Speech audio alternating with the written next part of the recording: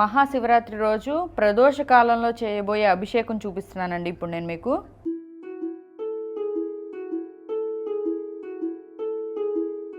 ప్రదోషకాలం అత్యంత ప్రీతికరమైన టైము స్వామివారికి. మహాశివరాత్రి పర్వదినాన ప్రదోషకాలం అంటే ఆయనకి చాలా ప్రీతికరమైన టైం అంట. అందుకనే స్వామివారికి చాలామంది ప్రదోషకాలంలో ప్రదక్షిణలు కూడా చేస్తూ ఉంటారు.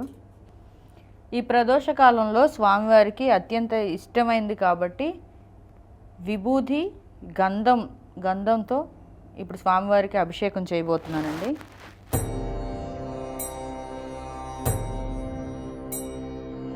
ఓం నమః శివాయ.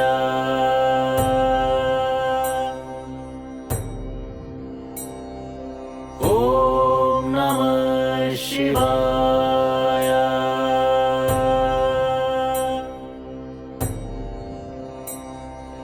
ఓం నమః శివాయ.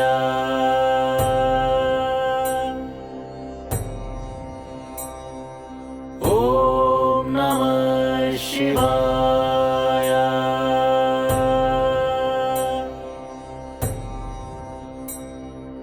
ఓం నమః శివాయ.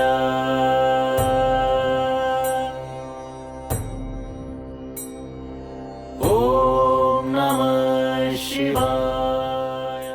బిల్వపత్రాలండి. బిల్వపత్రాలు శివుడికి చాలా ఇష్టం.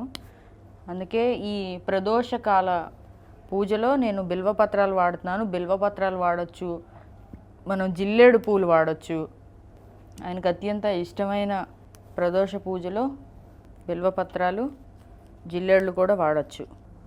నైవేద్యంగా నేను కర్బూజలు పెడుతున్నానండి.